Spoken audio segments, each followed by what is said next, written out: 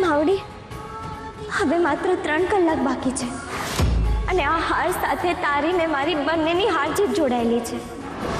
હાર જીત આપણા પ્રયત્નોની, આપણી આશાની, આપણી હિંમતની, આપણા ભરોસાની. માવડી, મને વિશ્વાસ છે કે હાર મને મળી જ જશે, પણ જો એ બાએ દીધેલા સમય પર નહીં મળ્યો ને તો બાની નજરમાં સાવ ખોટી પડી જઈશ. અને તમને તો ખબર છે ને માવડી, કેટલા સમય પછી મને બાનો આટલો પ્રેમ, આટલો ભરોસો મળ્યો છે. જો હું એ ગુમાવી દઈશ ને તો હું સાવ ભાંગી પડીશ. માવડી, મને મદદ કર. મારી પાસે પુરાવો તો છે, પણ એ જે પુરાવો છે ને એ પૂરતો નથી. તે મને અણસાર તો આપી દીધો છે, પણ આટલા અણસારમાં કઈ સાબિત જ નહીં થાય કે સાચો ગુનેગાર છે કોણ. માવડી, મને સમય મળ્યો છે એ ચોરને શોધવાનો, એ હારને પાછો લાવવાનો, અને એ સમયના સાધને જ મને અડધા સત્ય સુધી પહોંચાડી દીધું છે. પણ માવડી, જે ગુનેગાર મને લાગે છે, જો એ સાચો ગુનેગાર નીકળો તો એ મારા માટે બહુ મોટું સંકટ બની જશે. એક તરફ જવાબદારી છે જે બાએ મને સોંપી છે, અને બીજી તરફ સત્ય છે જે હું ઘરના બધાને જણાવવા જઈ રહી છું. માવડી, મને નથી ખબર કે જે હું કરવા જઈ રહી છું એ સાચું છે કે ખોટું છે, પણ મને એટલું ખબર છે કે મારે સત્યના માર્ગે ચાલવાનું છે, અને સત્યના માર્ગે ચાલવા માટે મારે બધાને સત્ય જણાવવું જ પડશે. અને એ સત્યને સાબિત કરવા માટે મને પુરાવા જોશે, નક્કર પુરાવા. હવે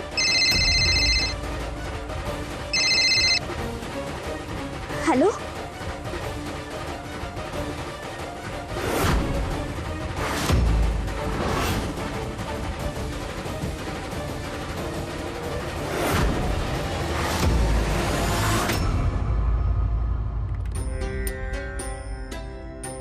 આ જેણે પણ કર્યું છે ને બહુ જ સારું કર્યું છે.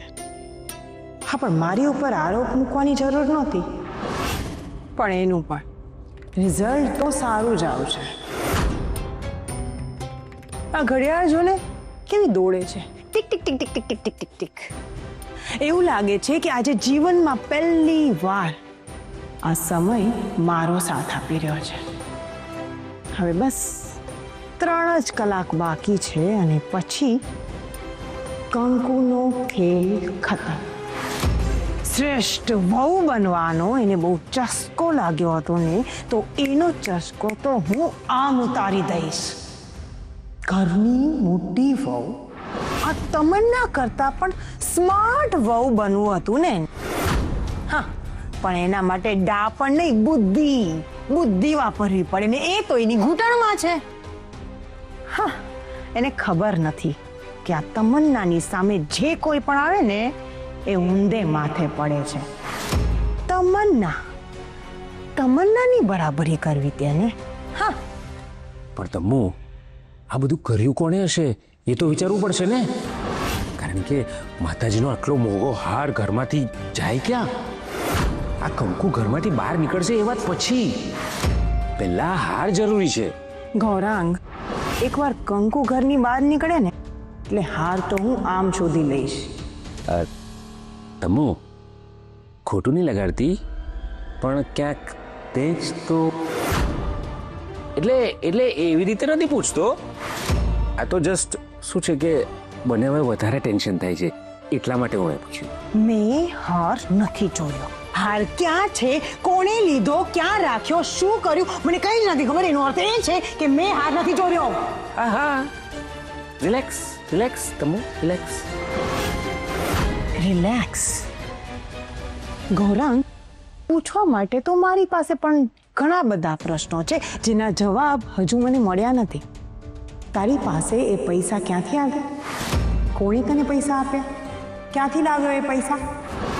કે પછી તે જ એ હાર ચોર્યો? ના, તમ્મુ, જેવું તું વિચારે છે ને એવું નથી. શું છે કે મારા જે ફ્રીઝ એકાઉન્ટ હતા ને એ ખુલી ગયા છે, એટલે મેં એમાંથી ફરીથી ખોટું. પ્લીઝ અકાઉન્ટમાં પૈસા ક્યાંથી? અને તારી પાસે તો આટલા પૈસા હતા જ નહીં ને? ના ના હતા મારા જે કસ્ટમર છે ને એ લોકોએ મને એડવાન્સ પેમેન્ટ આપ્યું હતું, એટલે કે મારા અકાઉન્ટમાં જમા કરાવ્યું હતું એમ. શું? કસ્ટમરના પૈસા? તારી પાસે આટલા બધા પૈસા હતા ને તે મને કીધું નહીં. ક્યારે આવ્યા? અરે ત્યારે જ આવ્યા જ્યારે કેસ ચાલુ હતો ને ત્યારે જ. એટલે અને મેં તને એટલા માટે નહીં કીધું કારણ કે મારે મારો બિઝનેસ છે ને ગમે એમ કરીને ઊભો કરવો હતો, અને જો હું તને કહેત તો પછી ઘર અને બીજી બધી જવાબદારીઓમાં એ પૈસા જતા રહે, એટલા માટે મેં તને નહીં કીધું. હા એ બધું તો ઠીક છે, પણ મને એ નથી સમજાતું કે હવે થોડા જ કલાકો બચ્યા છે ને આ કંકુ સવારથી દેખાતી નથી ઘરમાં. ક્યાંક એના પ્રિય બા એટલે કે આપણા મમ્મીજી એને ઘરમાંથી બહાર કાઢી મૂકે એની પહેલા પોતે જ તો ભાગી નથી ગઈ ને.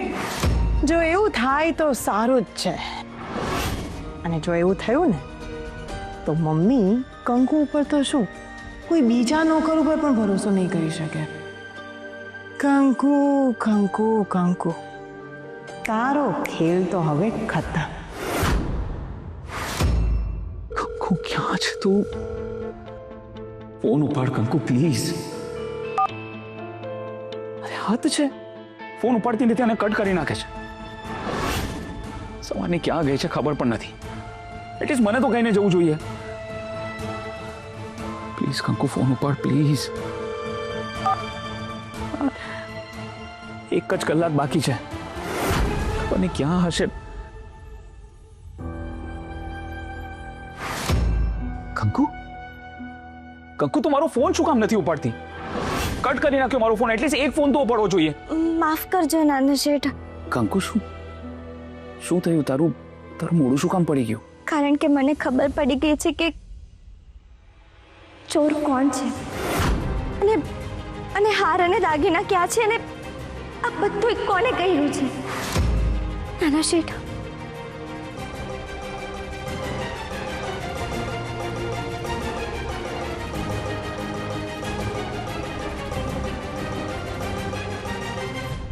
કંકુ મેં સપનામાં પણ નહોતું વિચાર્યું કે આ વ્યક્તિ આવું કરી શકે છે.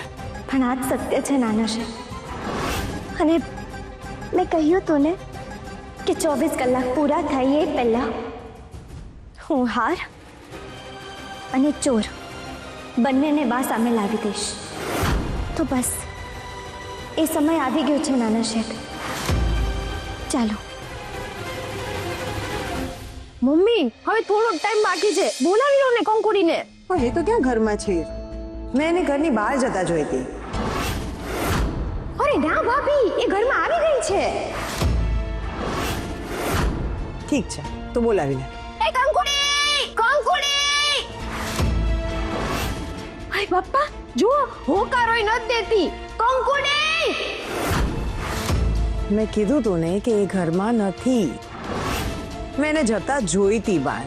એમાં શું છે ને કે પોતાની જાતે સાબિત ના કરી શકી ને એટલે કદાચ બની શકે કે પોતે જ ઘર છોડીને જતી રહી હશે.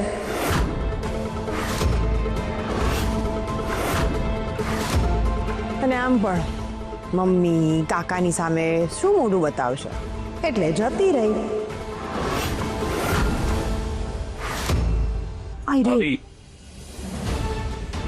તમને ખબર છે ને આનું નામ જ કંકુ છે, અને એનો ગુણધર્મ એ જ હોય છે કે એ એનો રંગ ક્યારે નહીં છોડે. કંકુના આપણા જોશી પરિવાર પર ઘણા બધા ઉપકારો છે. એનો રંગ ચડી ચૂક્યો છે એટલે એટલો જલ્દી તો નહીં જ ઉતરે. અને હકીકત તો છોડો, કંકુ સપનામાં પણ ક્યારે એવું નહીં વિચારે કે એની બાને કે આ ઘરને છોડી દે. એટલે તમારા મગજમાં જે આ વિચારની ગાંઠ બાંધીને રાખી છે ને તમે, એને છોડી નાખો. આ મહાનતાની મૂરત ક્યાંથી પ્રગટ થઈ ગઈ અચાનક? અત્યાર સુધી તો હતી નહીં ને. મેં એ જ કીધું શ્રીભાઈ કે કંકુડી આવી ગઈ છે, ચિંતા ન કરો. એ કંકુડી, હાલ હવે મુદ્દાની વાત કર. હાર મોડ્યો કે નહીં?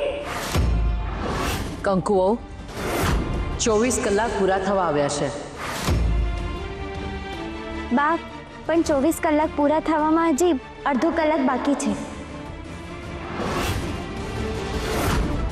ઓ બેન, તું અડધો કલાકની ક્યાં માંડે છે હે? અડધો કલાકમાં શું થઈ જશે? તું તો અહીંયા છો તો અડધો કલાકમાં તું શું કરી લેવાની? અડધો કલાક અમારી ખોટી કરીશ એટલું જ ને? તો અત્યારે જ કહી દે ને હાર મળ્યો છે કે નહીં, એટલે વાત પૂરી થાય. જ્યોતિ વહુ, તમારે જ બધું પૂછી લેવું છે કે હું પણ કંઈ કહું? હા, કરી લો. હા કંકુ વહુ, બોલો. બાપ, હાર પણ મળી ગયો છે અને ચોર પણ.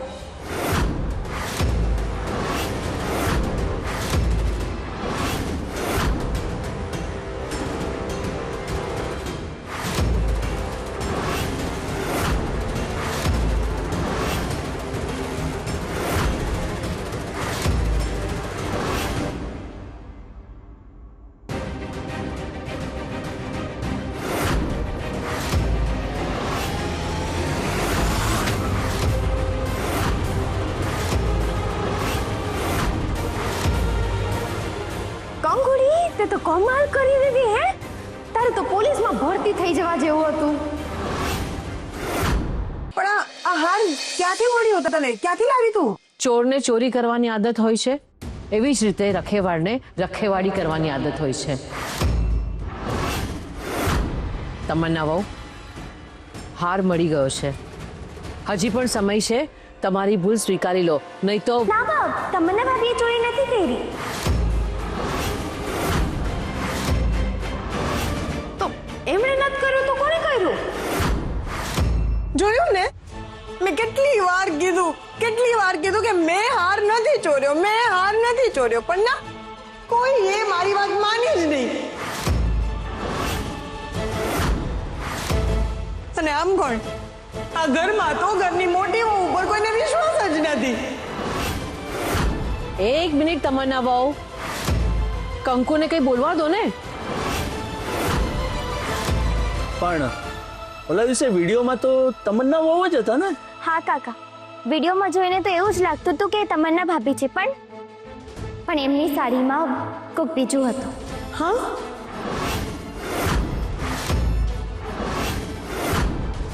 બીજું કોણ હોય? કંકુ વહુ, કોણ છે એ ચોર?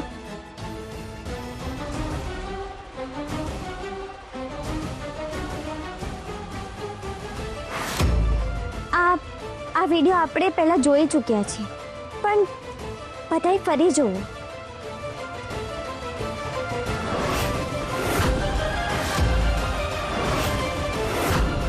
પણ આમાં તો કંઈ સમજાઈ નથી રહ્યું.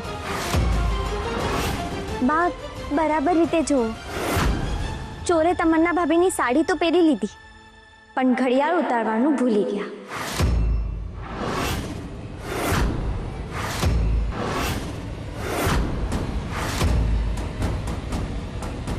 અને તમને ખબર છે આ ઘડિયાળ કોની છે?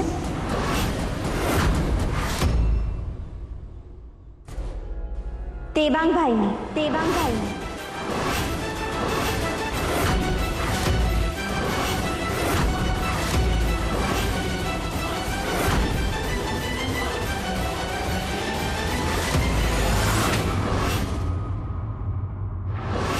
દેવાંગ, આ બધું તે કર્યું?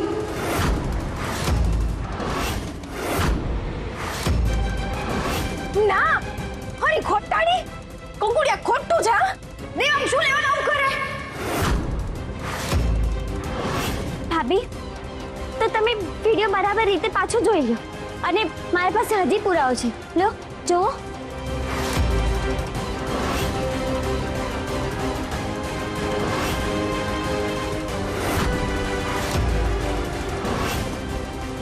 દેવાંગ, આ શું છે? આ શું કર્યું તમે? તમે માતાજીનો હાર ચોરી લીધો અને ભાભીની સાડી પહેરીને શું કર્યું? જ્યોતિ, મેં આ નથી કર્યું કાંઈ. સાચું બોલ દેવાંગ, ચોરી તે કરી છે? મમ્મી, મેં આ બધું કાંઈ નથી કર્યું. હું શું કામ આ બધું કરું? અને આ વિડીયોમાં તમે જોયું ને, તમન્ના ભાભીની સાડી પહેરીને કોઈ ગયું હતું. એમનો ચહેરો પણ નથી દેખાતો. એ જ રીતે મારી ઘડિયાળ પહેરીને કોઈ જતું રહ્યું હશે. મમ્મી, આ મારા પર ખોટો આક્ષેપ મૂકવામાં આવી રહ્યો છે. મેં કાંઈ નથી કર્યું. એવી જ રીતે વિશ્વાસ કરીએ ને દેવાંગભાઈ, જે રીતે તમે અમારાથી 30 લાખનું 1.5 કરોડનું અને તારાનું સત્ય છુપાવ્યું હતું.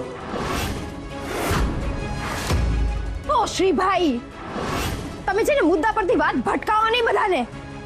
આજની વાત કરો. અરે જ્યોતિ, શું આજની વાત કરું? આ બધામાં હું દૂર દૂર સુધી ક્યાંય છું જ નહીં. આ કંકુ મારા પર ખોટો આરોપ લગાવી રહી છે.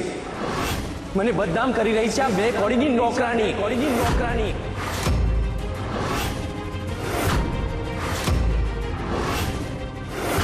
હિંમત પણ નહીં કરતા આવો શબ્દ વાપરવાની દેવાંગભાઈ. હવે કંકુની આગળ એક દીવાર ઊભી છે અને એ દીવારનું નામ છે શ્રી. કંકુ મારી પત્ની છે અને જો એનું અપમાન થયું તો હું મહાભારત કરવામાં વાર નહીં લગાડું. અચ્છા, એટલે હવે તું આ નોકરાણી માટે મને ધમકી દઈશ, હા? અરે આ 2 કોડીની નોકરાણી, હા, જેને કશું આવડતું નથી અને આટલા મોટા ઘરની જવાબદારી લઈને બેઠી છે. હાર સાચવવાની પહોંચ ના હોય ને તો આટલી મોટી જવાબદારી લેવાની નહીં હોય. અને મમ્મી, હું તમને પહેલેથી જ કહેતો હતો કે આ નોકરાણીને જવાબદારી નહીં સોંપો, જ્યોતિને આપી દો, પણ તમે મારી વાત માન્યા જ નહીં. આ નોકરાણી પર ભરોસો રાખવાની કિંમત જોઈ લીધી ને તમે. મારા પર આરોપ નાખે છે, તમારા છોકરા ઉપર. મને તો લાગે છે કે આની જ નિયત ખરાબ હશે. 2 કોડીની નોકરાણી. તમે તમારી મર્યાદા ઓળંગી રહ્યા છો દેવાંગભાઈ, ચેતી જજો. મેં મારી મર્યાદા નથી ઓળંગી. ક્યારેક છે ને આ જ્યોતિ અને તમન્ના ભાભીની વાત મને છે ને સાચી જ લાગે છે. આપણે બધાએ મળીને આ નોકરાણીને માથા પર બેસાડી રાખી છે.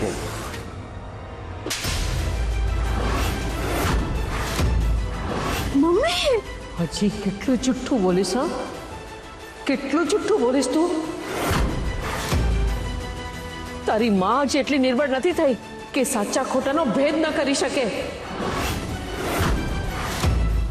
મમ્મી, આ બધું તો તમારી ફેવરિટ નોકરાણી કંકુએ જ કર્યું છે ને. દેવાંગભાઈ, હવે તો બસ કરો. હવે તો સ્વીકારી લો કે આ બધું તમે જ કર્યું છે. મારા પાસે હજી એક પુરાવો છે. ઠીક છે, હું જ દેખાડું. આ જુઓ.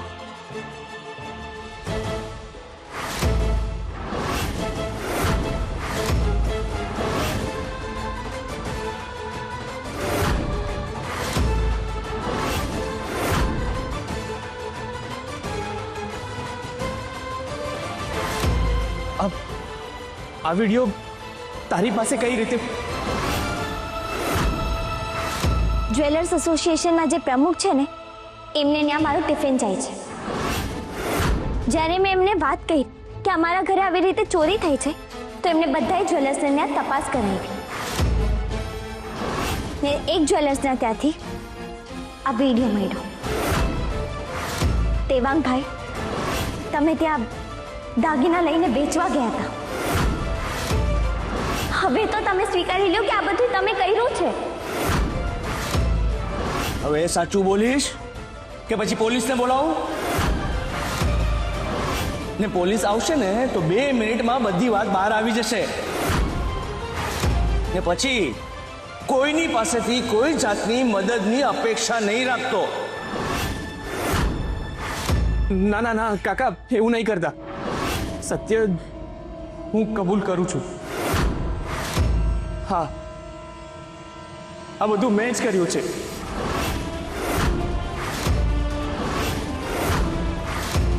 શું? ખરેખર તમે આટલું મોટું નાટક કર્યું?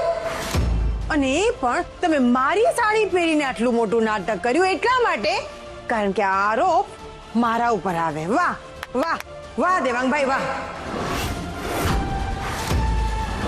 ભાભી, પ્લાન તો તમારો પણ આ જ હતો ને. તમે પણ તો હાર ચોરી કરવાના જ હતા ને. કેટલું ખોટું બોલો છો? હું આવું શું કામ કરું? અચ્છા, એટલે તમે જ્યોતિ સાથે જે વાત કરતા હતા રૂમમાં, એ વાત ખોટી. જ્યોતિ, બોલ ને. એ પોતે પકડાઈ ગયો એટલે તારા આરોપ તમુ ઉપર નહીં નાખ, સમજો ને? અત્યારે તો ચોરી તે જ કરી છે ને? આ ચોરી કરી તો કરી, શું કરું? લે બોલો, ચોરી કરી અને પાછો ગર્વ લે છે. અરે ગર્વ નથી કરતો ભાઈ, અરે મારી પાસે બીજો કોઈ વિકલ્પ જ નહોતો. મારે છોકરાઓની સ્કૂલની ફી ભરવાની હતી, ઘરમાં પૈસા દેવાના હતા, તમને પૈસા દેવાના હતા.